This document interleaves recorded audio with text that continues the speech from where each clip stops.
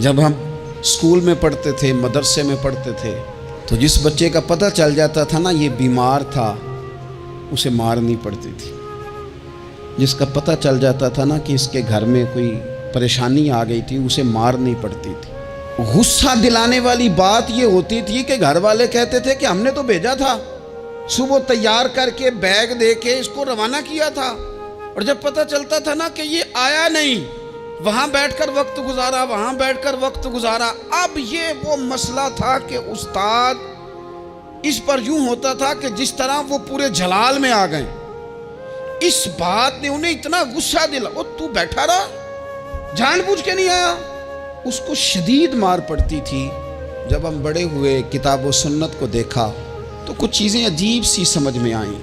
सियासता में हदीस मौजूद है कि सहाबा किराम अलैहिम रिदवान फरमाते हैं कि एक जंग का मौका था, तो वो रास्ते बड़े सख्त थे, दुश्वार गुजार घाटियाँ थीं, बड़ी मुश्किल से हमने वो राहें तय की। हमें लगा कि इस जिहाद पर हमें बहुत अजर मिलेगा, और फिर हमारे दिलों में ये भी ख्याल आता था कि फ़लाँ फ़लाँ फ़लाँ फ़लाँ तो सहाबी आए नहीं, वो तो घर में रहे। अल्लाह के महबूब सल्लल्लाहु ताला अलैहि वसल्लम ने हमारे इन ख्यालात को भांपा और करीम फरमाने लगे, तुम्हें इस जिहाद पर बड़ा अजर मिलेगा, लेकिन याद रखना तुम्हारे कुछ भाई हैं जो घरों में बैठे हैं। मजबूरियों ने, आजमाइशों ने, परेशानियों ने, उज़र ने उन्हें आने नहीं दिया। जितना तुम्हें सब्र करके, मुशक्क़त झील के, सफ़र करके जिहाद का सवाब मिलेगा, उतना ही उन्हें घर बैठे बैठे भी सवाब मिलेगा।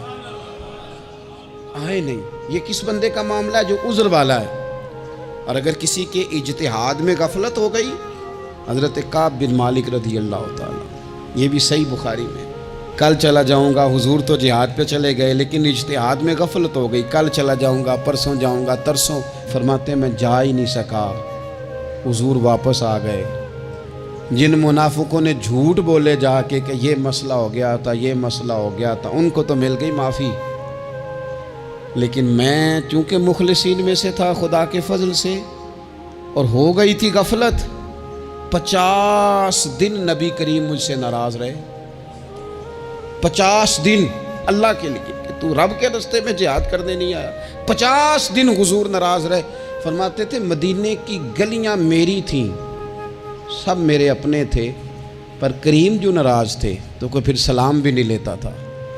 मुझे यूँ लगता था कि मुझे देखकर हवाएं और फ़िज़ाएं भी रास्ते बदल जाती हैं। 50 दिन मैं मस्जिद में आता था, जब मैं चेहरा इधर करता तो हुजूर मुझे देखते, और जब मैं हुजूर को देखता तो करीम चेहरा बदल लेते। मैं वेखां ते यार ना वेखे, ते जदों ना वेखां उदों वेखे। एडे नसीब कित्थों ततड़ी दे, मेरे विच वेखण दे वेखे। गुलाम फरीदा बूए यार दे मरना है, भावें वेखे या ना वेखे। ख़त्म हो गई बात। हज़रत काब बिन मालिक कहते हैं 50 दिन के बाद फिर रब करीम ने मेरी तौबा कबूल की, और मदीने वाले रसूल ने ऐलान फरमाया, जो उज़र की वजह से नहीं जा सके, मजबूरी से, उन्हें घर बैठे बैठे सवाब है, लेकिन जिनके इज्तिहाद में गफलत हुई, समझने में गफलत हुई, कल परसों तरसों चले जाएंगे, उनसे 50-50 दिनों की नाराज़गी है। कितने लोग हैं जिनकी फजर गुजर जाती है बिस्तर पे, जोर गुजर जाती है फट्टे पे गप्पों में, असर गुजर जाती है चाय पीने में, मगरब और इशा मोबाइल पे लेटे लेटे बीत जाती है, और उनसे आप गुफ्तगू करें तो वो दानिशवर हैं, आप बात करें तो पंचायत ख़त्म करने वाले लोग हैं, आप उनसे बात करें तो वो आलमी सियासत पर नज़र रखते हैं, आप गुफ्तगू करें तो शऊर की आला गुत्थियाँ सुलझाते नज़र आते हैं। खुदा मुझे ऐसी खुदाई न दे कि अपने सिवा कुछ दिखाई न दे। ये गफलतें हैं, ये शोरश है, ये अपने मुंह से खुद मियाँ मिट्ठू बनना है। इस गफलत को थोड़ा सा तोड़ा जाए, वरना जंग लग जाता है सलाहियतों को। जो लोग थोड़े दिन मोटरसाइकिल नहीं ना चलाते, उनके लिए मुश्किल हो जाता है फिर उसको स्टार्ट करना भी। हमारे उस्ताद कहा करते थे, जो लोग पढ़ाते नहीं उन्हें किताबें भूलने लग जाती हैं। जो लोग कोई काम करते नहीं, फिर वो आहिस्ता आहिस्ता वो ज़ंग आलूद हो जाता है। वो कहते हैं अब नहीं हो सकता तुमसे, अब मुश्किल है। सज्जनों, दोस्तों, बुज़ुर्गों, भाइयों, جو لوگ شروع میں عبادتوں کے عادی نہیں ہوتے، وقت ضائع کرتے ہیں، بڑھاپے میں دل کرتا ہے توبہ ہو جائے، لیکن اپنے ماتھے کو سجدے کی عادت ہی نہیں ڈالی۔ یہ جسم جھکنا اس کا عادی نہیں ہوا کہ رب کی بارگاہ میں جھکے، اس کا مزاج ہی نہیں تہجد پڑھنے کا، سارا کچھ ہو جاتا ہے۔ میں نے سیاست کرنے والے، پنچایت ختم کرنے والے، چودراہٹ کرنے والے، وزاداری رکھنے والے راتوں کو تہجد پڑھتے بھی دیکھے ہیں۔ میں نے قرآن پاک سے پیار کرتے دیکھے ہیں، میں گواہ ہوں بہت سارے لوگوں کا، یہ کام ہو جاتا ہے۔ شرط یہ ہے کہ بندہ اپنی غفلت کی پٹی تھوڑی دیر کے لیے کھولے۔ دوسری بات یہ کہ ہم خوش فہمیوں میں بڑا زندہ ہیں، بڑا زندہ ہیں، بڑا یعنی 2 4 5۔ کچھ لوگ کہتے ہیں اللہ کریم بڑا ہے۔ اللہ اگر کریم بڑا ہے نا میرے بھائی، تو نبی پاک صلی اللہ علیہ وسلم نے فرمایا وہ بڑا بیوقوف ہے جو خدا کی رحمت کی امید بھی رکھے اور اللہ کو ناراض بھی کرے، تو بیوقوف بندہ ہے۔ اگر وہ کریم ہے تو پھر تو محبت میں ہی اس کی بات مان، بات تو پھر بھی نہیں مان رہا۔ کچھ لوگ کہتے ہیں نبی پاک صلی اللہ تعالیٰ علیہ وآلہ وسلم شفاعت کریں گے، بھئی ہمارا تو سہارا ہی اس بات پہ ہے، حضور سفارش کریں گے، پر نبی پاک نے درجنوں جگہوں کہا ہے جو میرے طریقے پہ نہ چلے فلیس منا، مجھ سے نہیں۔ حضور نے فرمایا جو بڑے کی توقیر نہ کرے، چھوٹے پہ رحم نہ کرے، وہ مجھ سے نہیں۔ فرمایا جو ملاوٹ کرے وہ ہم میں سے، تو یہ حدیثیں بھی تو یاد رکھو نا۔ شفاعت کی بات انکار نہیں، حضور گناہگاروں کی ہی کریں گے، لیکن یہ حضور نے جو ہمیں اسباق پڑھائے یہ کس لیے پڑھائے؟ یہ بھی تو ہماری سمجھ کے لیے ہے نا۔ یہ ساری چیزیں ہم نے غفلت بنا کے اپنے اوپر اوڑھ لی۔ اور پھر سب سے بڑی بات یہ، جو لوگ جنت کے وارث اور مالک ہیں نا، کریم محبوب نے فرمایا یہ جو میری بیٹی فاطمہ ہے جنتی عورتوں کی سردار ہے، تو یہ تو جنت کی مالکہ اور وارثہ ہیں، وہ تو ساری رات ہی نماز پڑھتی تھی، تو سارا دن عبادت کرتی تھی۔ پاک سب سے زیادہ تو ان کو تھا، تو یہ تو 1 منٹ کے لیے مصلی سے جدا نہیں ہوئے۔ اور جنہوں نے صرف امید لگائی ہے، کوئی ان کے پاس ڈگری نہیں، وہ بن کے بیٹھ گئے ہیں، وہ کہتے ہیں جناب جنت، مطلب ہم جسے کہیں گے معاذ اللہ وہ جائے گا، دوسرے کو جانے دیتے ہیں۔ اپنی زندگی میں خوش فہمیاں نہ لائیں، یہ غفلت پیدا کرتی ہیں۔ غفلت بڑی خطرناک چیز کا نام ہے۔ جب بندہ غافل ہو جاتا ہے، میں آپ سے ایک بات عرض کروں، حضرت عبداللہ ابن مسعود فرماتے ہیں کہ مومن رائی کے دانے کے برابر غلطی ہو جائے تو اسے لگتا ہے میرے سر پہ پہاڑ کھڑا ہے، اور فرمایا جو منافق ہوتا ہے نا، وہ پہاڑ کے برابر گناہ کر کے کہتا ہے بات ہی کوئی نہیں، فلانا بھی کرتا ہے، یہ بھی کرتا ہے، ساری دنیا کر رہی ہے۔ یہ نفاق کی علامت ہے، اگرچہ بعض نے اسے نفاق عملی کہا، اعتقادی نہیں کہا۔ عزیز دوست، جب آپ چھوٹی گناہ چھوٹی غلطی کرتے ہیں تو پھر وہ چھوٹی چھوٹی غلطیاں پہاڑ بنتی ہیں، چھوٹی چھوٹی۔ وہ حضور نے فرمایا نا، جب تو ایک گناہ کرتا ہے تو تیرے دل پہ ایک دھبا لگتا ہے، نہ توبہ کرے تو دوسرا لگتا ہے، نہ کرے تو تیسرا، پھر دل کالا سیاہ ہو جاتا ہے۔ چھوٹی چھوٹی غفلتیں بڑی غفلتوں کو جنم دیتی ہیں، چھوٹی چھوٹی کمزوریاں بڑی کمزوریوں کو لے کے آتی ہیں۔ اسی طرح بخاری مسلم میں حدیث ہے، نبی پاک صلی اللہ تعالیٰ علیہ وسلم نے فرمایا کچھ لوگ کھلم کھلا گناہ کریں گے قیامت کے قریب، اعلانیہ۔ یا رسول اللہ صلی اللہ علیہ وسلم وہ کس طرح؟ تو حضور فرماتے ہیں انہوں نے رات کو غلطی کی تھی، رب نے ان کی غلطی پر پردہ ڈال دیا، انہوں نے سویرے اٹھ کے خود لوگوں کو بتانا شروع کیا، اور دیکھا میں نے رات یہ کیا، معاذ اللہ۔ فرمایا جب انہوں نے اللہ کے پردے کو کھولا تو پھر رب نے بھی ان کا پردہ کھول دیا۔ او میرے دوستو بتاؤ نا، جس کے رب پردے کھول دے پھر کون ہے جو اس کی پردہ داری کرے؟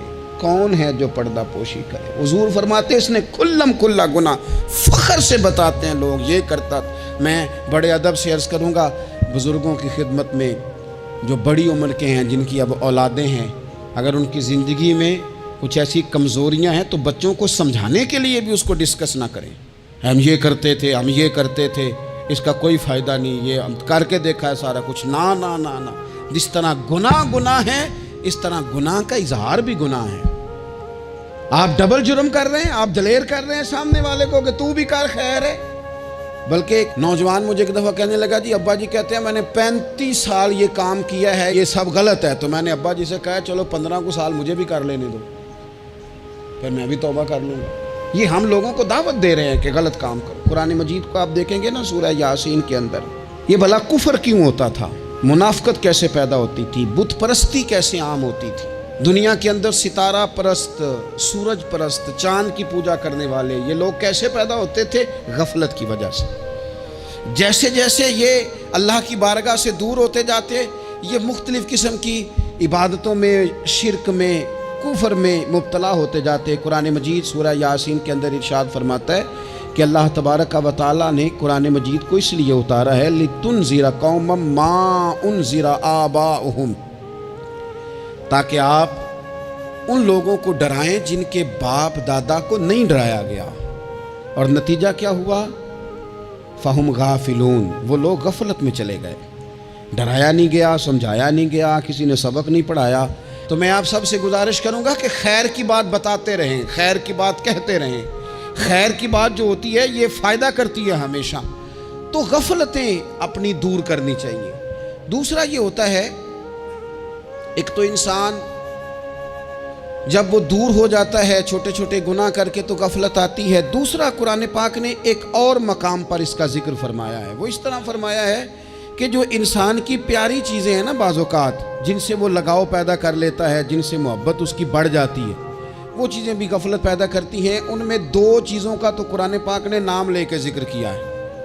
ویسے وہ ڈھیر ساری چیزیں ہیں، 1 2 3 نہیں. سیاست بھی بندے کو غافل کرتی ہے، دوستوں کی کثرت بھی بندے کو غافل کرتی ہے، کھیل تماشا بھی غافل کرتا ہے، پیسے زیادہ آنے لگ جائیں تو وہ بھی بندے کو غافل کرتے ہیں، تعریف کرنے والے زیادہ ہو جائیں تو وہ بھی غفلت میں مبتلا کر دیتے ہیں. بندہ کسی کرسی پہ بیٹھ جائے تو پھر بھی ادھر ادھر دیکھنے کو تیار نہیں ہوتا. یہ ساری چیزیں غافل کرتی ہیں.